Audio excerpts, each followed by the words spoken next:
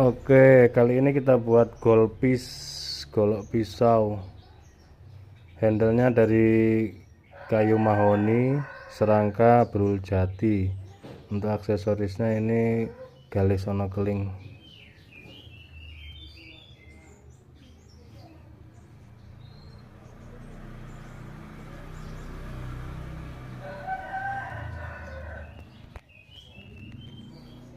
Oke, untuk penampakan bilahnya seperti ini.